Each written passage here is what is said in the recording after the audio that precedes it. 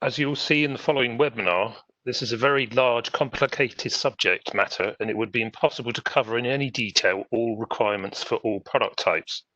However, what it will provide is some background information on the current status for UKCA marking, and in particular, how legislation is changing with EU exit statutory instruments. So let us begin with an explanation of where we currently are in the United Kingdom European Union exit process. As everybody is aware, there was a prolonged, difficult Brexit process getting us to where we are now, but Brexit is now considered to be in the past. We are now in a transition period, or as it is now defined in UK legislation, an implementation period until the 31st of December 2020.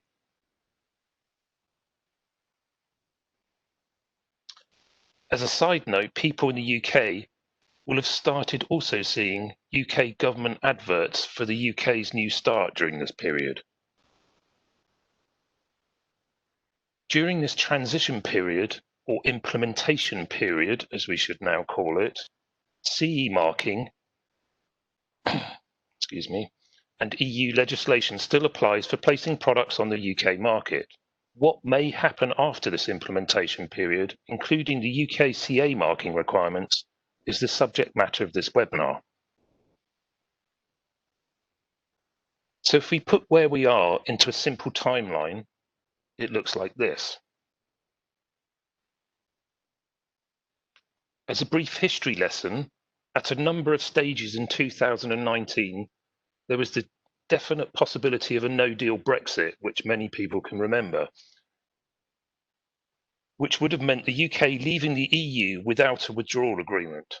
There have been several previous exit days due to the complications on passing the withdrawal agreement through Parliament, for example, the previous one being the 31st of October 2019, which many people on this call remember well.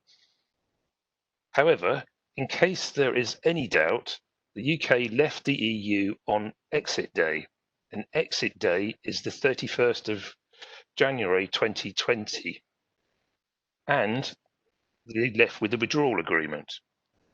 In fact, the 2020 withdrawal agreement received royal assent on the 23rd of January 2020 as primary UK legislation. The negotiation period for a new trade deal with the EU and possibly a mutual recognition agreement, or MRA, started in March 2020. But as everybody is aware from recent press releases, there are a number of sticking points between the UK and the EU, with the next round of discussions on the 7th of September.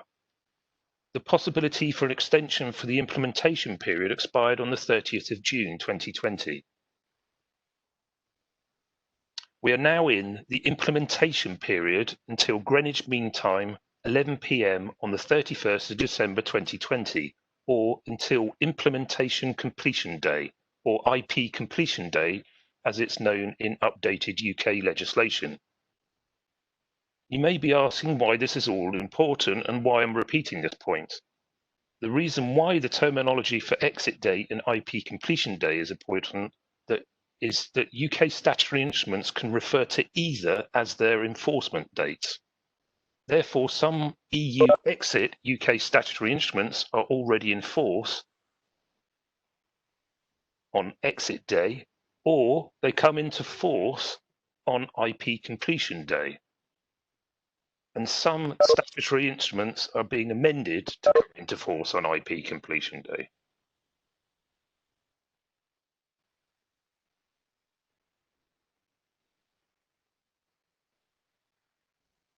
So where are we with the UKCA mark? Currently, what this immediately means, at the time of writing and based on the current batch of UK statutory instruments, UK marking is required for most products on the 1st of January 2021. And also, currently, this is regardless of if a UK approved body involvement is required, and currently, regardless of if there's a trade deal or MRA. Of course, there is still the possibility of transitional arrangements for acceptance of CE marking, but at the time of writing this has not been specified or defined in current UK legislation or amendments. We're very aware of some important government lobbying from various industry groups about how difficult this date would be to achieve, but more on this later in the webinar.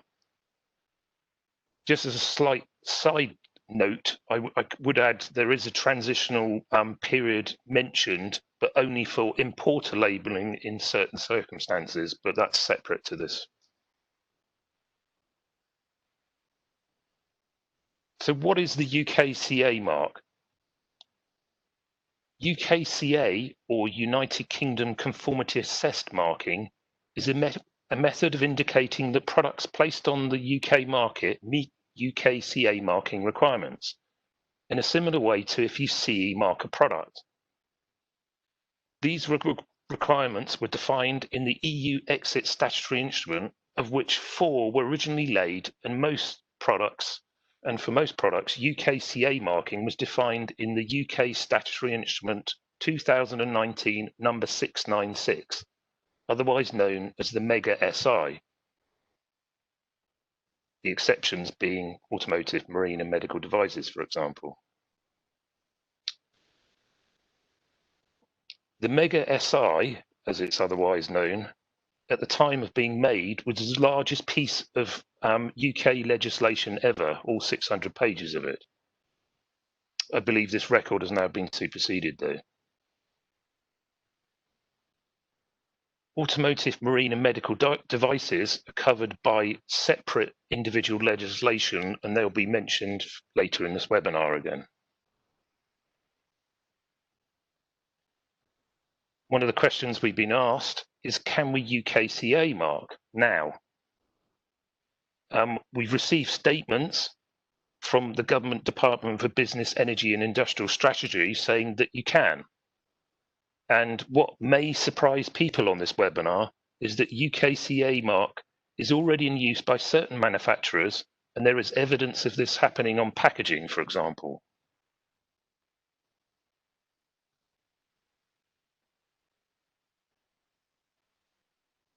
So let's go back to some basics on why things are changing. EU directives and EU legislation is implemented, or you could say transposed, into UK law via statutory instruments. And the vast majority of UK law is made through statutory instruments. We've already mentioned on the timeline slide the 2018 and 2020 UK Withdrawal Agreement Acts. These acts allow UK statutory instruments to be made which amend original EU-based statutory instruments. These amendments are known as EU exit statutory instruments.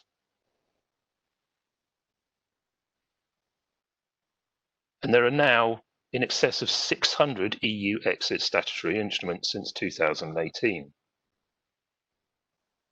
Just to muddy the water even more, these EU exit statutory instruments are not just for the entire United Kingdom. So they can be for the devolved parliaments. So there are Welsh, Scottish and Northern Ireland EU exit statutory instruments. The latter, Northern Ireland statutory instruments, will become more important and prevalent due to the EU exit Northern Ireland Protocol. So to take another step back, if we start looking at what is a statutory instrument, you'll be pleased to hear I will not be reading out large chunks of parliamentary definitions of statutory instruments, but there are some important points to consider. First of all, there's an awful lot of them. In order of 3,500 statutory instruments are made each year, and statutory instruments can go through a sifting process, which means a large amount of them do not require consideration by Parliament. You can consider the sifting process as a kind of review by House of Commons and House of Lords committees who accept if the statutory instrument can be negative sifting. The point to note is that UK statutory instruments can be made comparatively quickly. And just as another note, these definitions can easily be found online.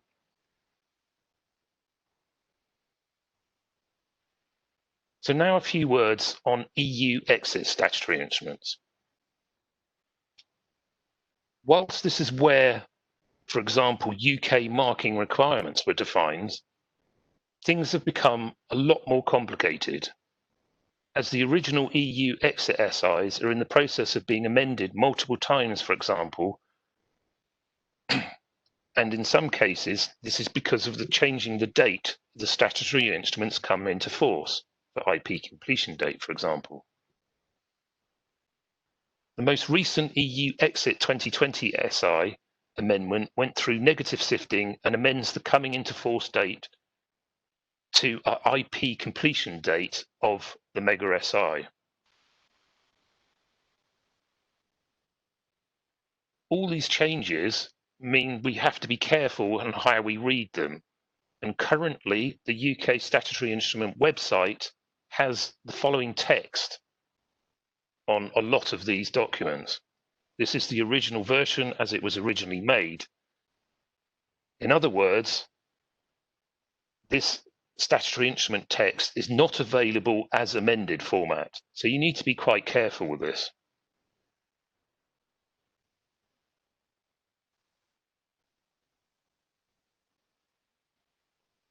So what does the most recent EU exit metrology UKSI do?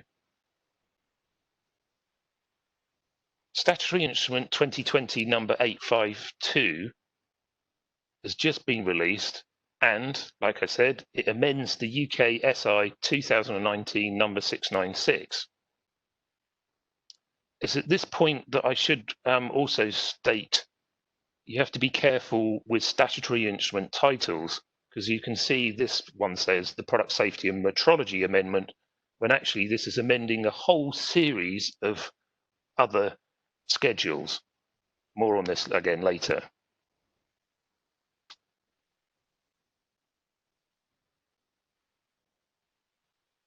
The key amendment is it changes the enforcement date from exit day, to IP completion date.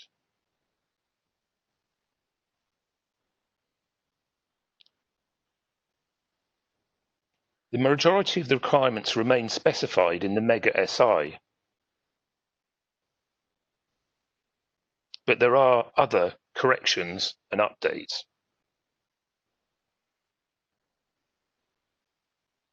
We're expecting further UK SI EU exit amendments on the metrology series of statutory instruments. Again, more on this later. The main thing to grasp from a timing perspective is that this UK SI was drafted on the 2nd of July and laid to Parliament on the 12th of August 2020, 40 days later via the negative sifting process. So it's just showing how quick statutory instruments can go through. So what does a statutory instrument actually look like? This is a screenshot of this new statutory instrument amending the Mega SI. Statutory Instrument 2020 number 852. And as you can see, it was laid before Parliament on the 12th of August.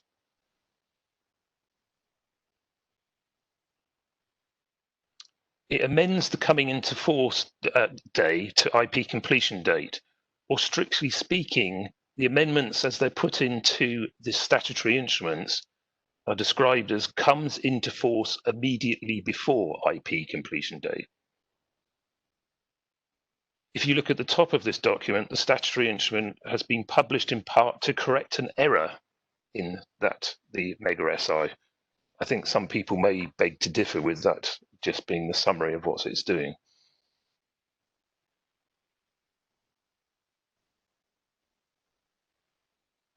One of the specific questions we've been received is what about Radio Equipment Directive Article 1010 requirements, which has specific EU implementing regulation associated with it? And also, what about directive delegated acts? As a reminder, directives can have additional requirements added to them by Commission implementing decisions or delegated acts. There is a current EU requirement to notify on product packaging and user manual information if there's a specific radio has restrictions in a member state.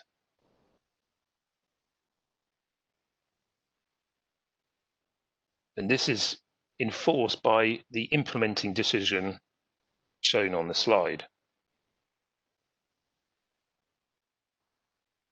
In this specific case, radio people on this webinar will be familiar with the requirement to have a specific pictogram on packaging backed by an explanation in the user manual.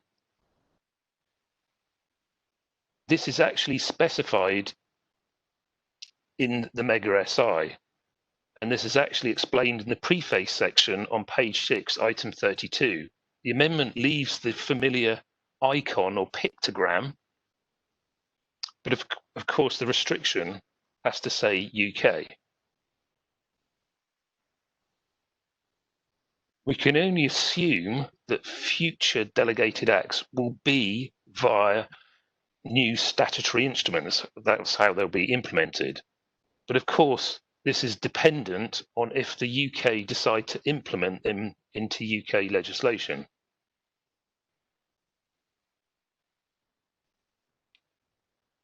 A further discussion point on the Mega SI is that it talks about the RAMs. And for those people used to EU requirements, the RAMs, or Regulation for Accreditation and Market Surveillance, 765/2008, is some of the fundamental principles behind CE marking, for example, amongst other things. It does mention this. However, the Mega SI then amends this in Regulation Schedule 33. And this really is the fundamentals behind the UKCA marking requirements in the first place. This is part of the section, Part 5, Amendment of Retained Direct EU Legislation. This is really quite an important point to make, that EU exit statutory instrument amendments amend original UK statutory instruments and are also amending what is described as retained direct EU legislation. Again, this is an assumption, but it is expected that these EU text amendments will be replaced by direct UK legislation in the future.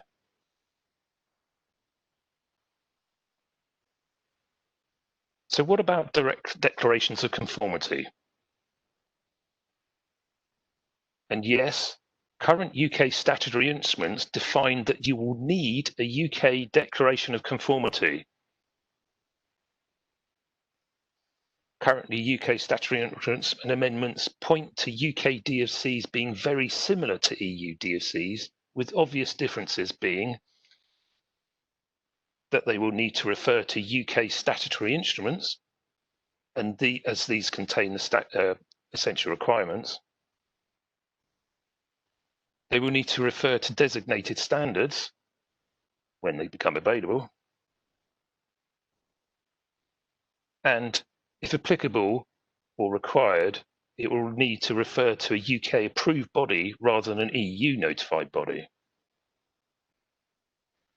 Currently, UK statutory instruments and amendments point at the normal EU rules, i.e. for retention of the DFC for 10 years after the product is placed on the market, that everybody will be very familiar with.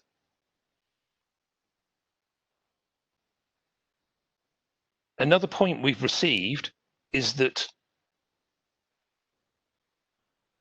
UK SIs and amendments using their full titles would make UK type examination certificates and declarations of conformity impossible to follow, as you can see from the draft UK type examination certificate shown here. However, a possible abbreviated method of showing UK statutory instruments and amendments could be shown like this. This is actually similar to how they are abbreviated in the statutory instruments themselves. We have also had differing views if you can just state the main UK SI reference and as amended on documentation. Possibly not, as this could be seen to be misleading.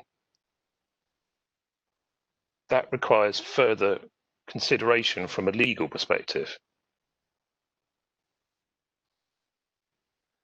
So in the next few slides, we're trying to illustrate where we are with EU exit UK statutory instrument and amendments for a few product requirements. So starting with radio equipment, UKSI 2017-1206 for radio equipment regulation is the UK transpose of the Radio Equipment Directive that everybody will be familiar with. In 2019, this was amended by the Mega SI, Schedule 29. Following this, the Mega SI itself has been amended several times for corrections and also, in some cases, changing the enforcement date. Again, just as a reminder, this is a summary and does not contain a full description of all the changes for these SIs. They are big documents in most cases, so you have to consider all the amendments.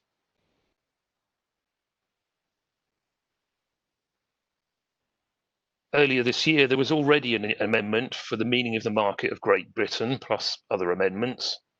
And as shown on a previous slide, we have this new SI changing the enforcement date to IP completion date. We are also anticipating further UK SIs in September, October, almost certainly in October now.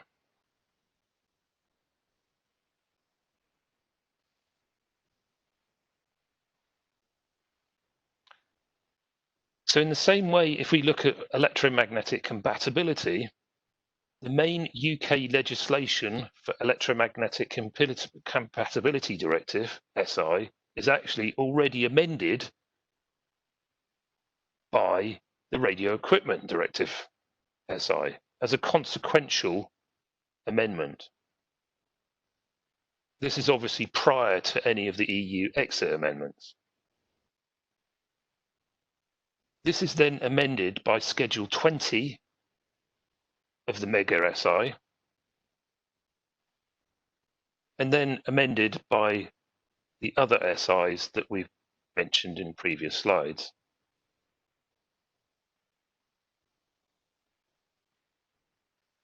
Similarly, for electrical safety, the Electrical Safety Regulation 2016 number 1101 is the UK transpose of the LVD, or Low Voltage Directive, as I should say. But again, prior to any of the EU exit, again, amendments, this has already been amended by the Radio Equipment Regulation as a consequential amendment.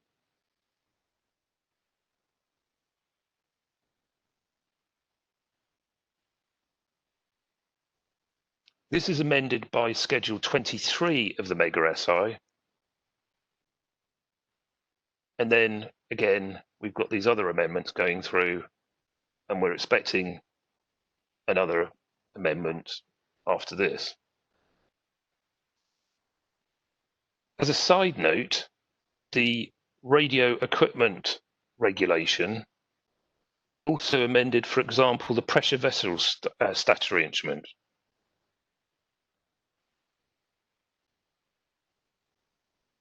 As stated, there are in excess of 30 schedules in the Mega SI, so we could do lots more examples, but you'll be pleased to hear I won't do this to keep this webinar on track.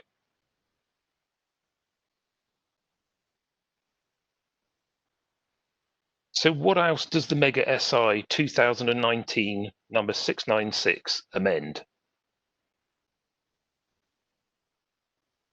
Just to explain again, I'm not going to try and summarize a 600-page document on one slide, but some of the other legislation amended in the Mega SI, for example, is the following. So you have Schedule 9 for general product safety regulations, Schedule 12 for machinery, Schedule 15 for toys, Schedule 22 for lifts regulations, and Schedule 35 for PPE, which is quite prevalent at the moment for obvious reasons. Schedule 35 is another interesting one because it's amending EU legislation again. However, as previously stated, marine, medical, automotive, for example, are not part of the Mega SI, and neither is RoHS, WE, or REACH. These all have individual UK SIs and associated EU exit amendments, and they will be considered in future webinars. Possibly due to political reasons, our current understanding is that medical devices and UK marking requirements may not be available until the end of September, so we're expecting guidance at a later date.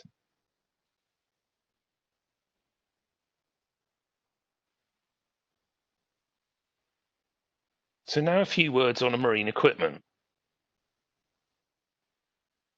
The Maritime and Coast Guard Agency, MCA, released the Merchant Shipping Notice document MSN 1874 Amendment 3 on exit day. However, there is still some clarification required as to the actual full details of UK marine marking. For example, the proposed replacement for the wheel mark, as people will be familiar with, is still subject to confirmation, as stated in the MCA Marine Information Note Min 590 document, which specified the following marking. However, the principles behind Marine Equipment UK requirements are the same, i.e. UKSI Marine Equipment Regulation 2016-1025 is amended by a series of EU exit SIs. Apologies. Marine equipment and UK marking and certification requirements will be covered in future webinars when, for example, further information is received from the MCA. Also, people in the marine equipment world will probably know that the new MED implementing regulation EU 2020-1170 comes into force on the 1st of September 2020.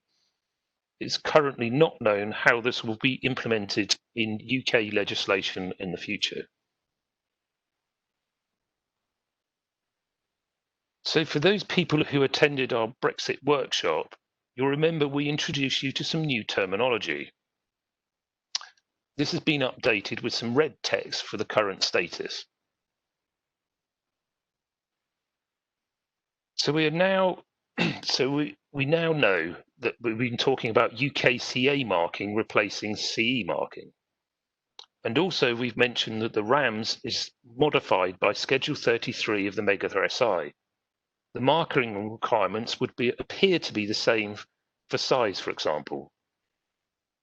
As a reminder, the current EU exit statutory instruments require UKCA marking even for products which have not used a UK approved body and are using, for example, Module A route to conformity.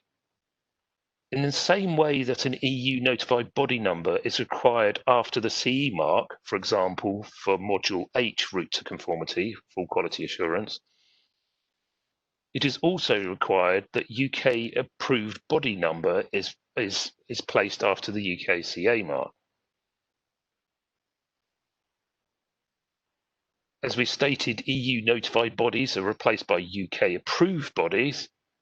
Currently, there is no update how this would work, but as a note, the UK approved bodies are listed in the Marine MSN 1874 Amendment 3 document already stated. The UK replacement for the EC Europa Nando notified body list has also not been released, or for that matter, details on how it will work. Again, this is all handled by the UK Secretary of State.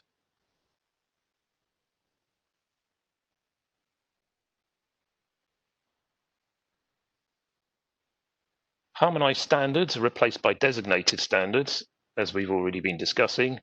And currently, again, unfortunately, there's no additional information on how this would work. This is obviously going to be standards coming from BSI, for example, the British Standards Institute, but there's no details on how this will be designated by the UK Secretary of State. The official journal cited harmonised standards will be known as the UK Designated Standard List, and we've already stated that you'll need some sort of UK Declaration of Conformity. As you can see, there are some significant unknowns in the next few months.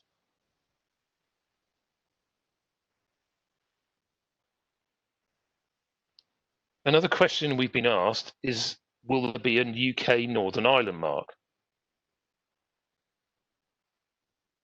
Currently, it would appear yes, in certain circumstances, due to the specific special requirements to maintain the frictionless border in the island of Ireland. This is otherwise known as the Northern Ireland Protocol and will have significant impact on UK statutory instruments and law.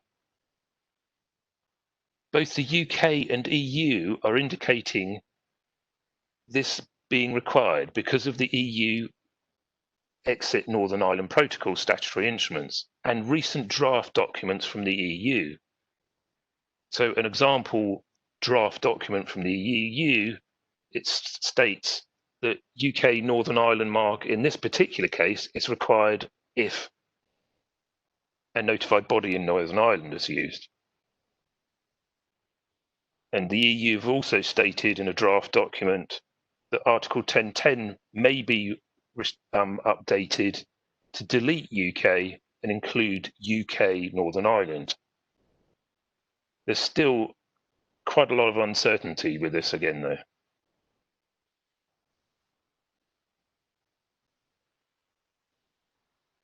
Again, further UK statutory instruments are anticipated to update this fact.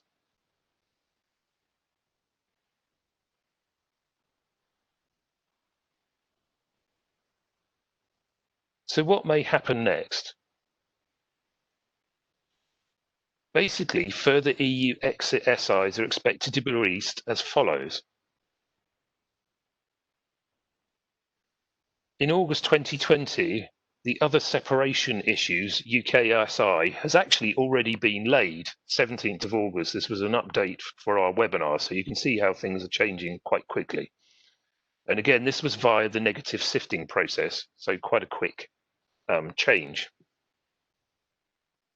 The main event, as it were, is in October.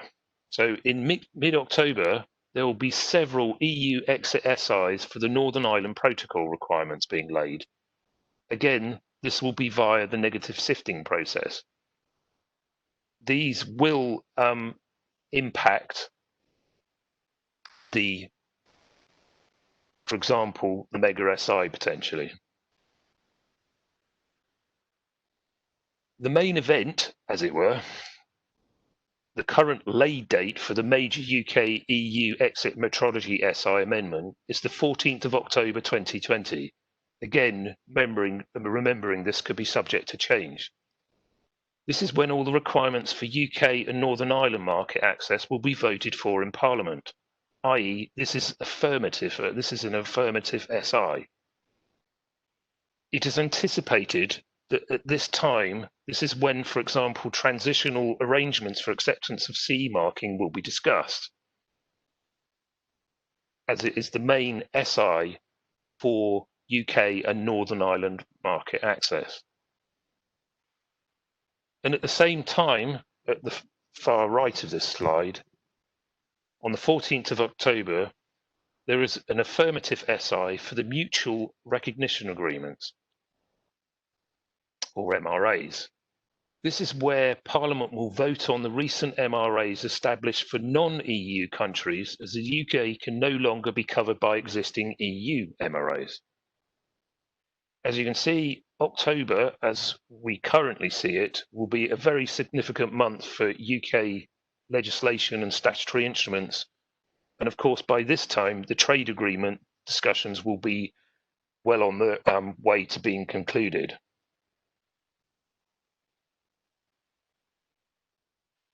We're also still hoping that the UK government will release an updated guide to UK marking and, for example, an update to the no-deal Brexit guidance, which has currently been withdrawn.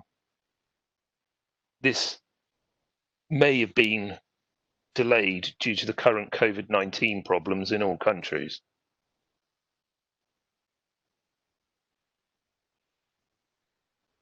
That's the end of the webinar. As Richard stated earlier, to enable the UKCA team to effectively answer all your questions, please could you direct emails to that email address.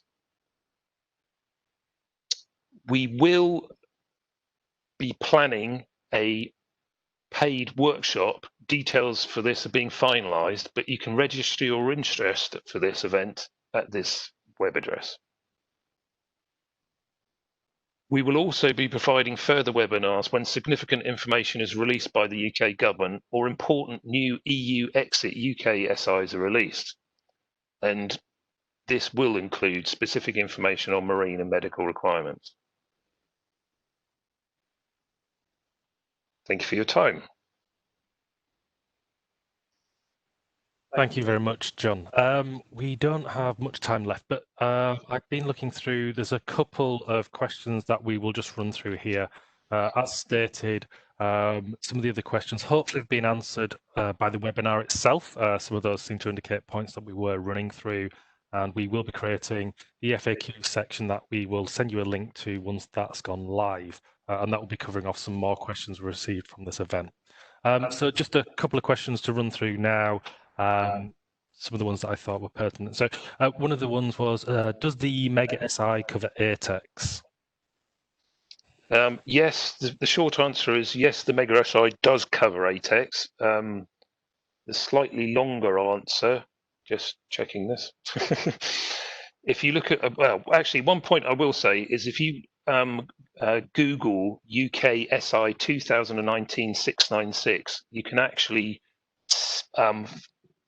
read this yourselves, and sorry, I should say other browsers are available. You can see the list of which schedules and which associated UK statutory instruments are amended. In this specific case, Schedule 25, reading it out, contains amendment of the equipment and protective systems intended for use in potentially explosive atmospheres, Regulation 2016. So that's where that is amended. So yes, it is amended in the Mega SI. Actually, this brings up another important point that such products already have separate Northern Ireland requirements, which are amended in Part 4 of the Mega SI, which is another added complication to such products.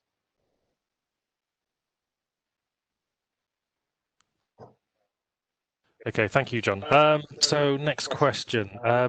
Do we still need to transfer UK notified body type examination certificates to EU-based notified bodies? Yes, that's actually a very interesting question, because this is precisely part of the trade agreement and mutual recognition agreement discussions.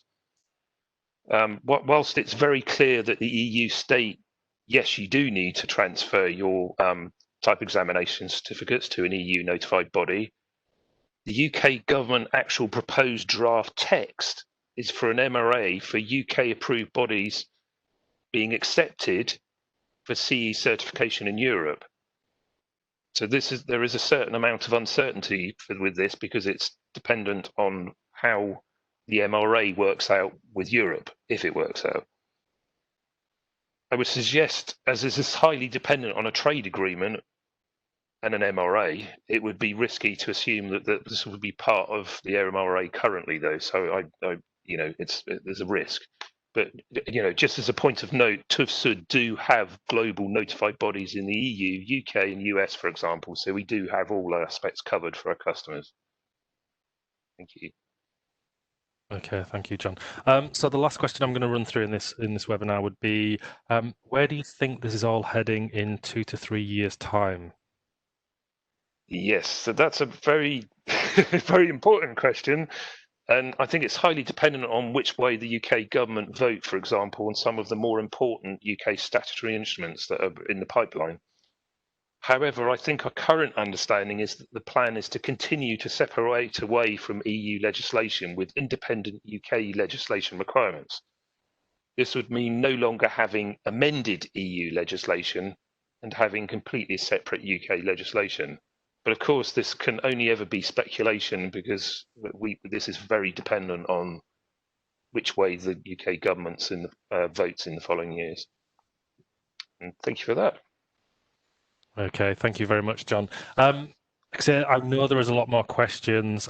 We can't get through all of them during this event, unfortunately. But like I say, we will be looking at those and hopefully providing you with some answers. Some things obviously are still up in the air, so that's a little bit difficult for some of the questions asked, but we will try our best. Also, we will be looking at this further in the upcoming workshop. So again, hopefully we'll be able to give you details about that. So with that being said, this will end our event today.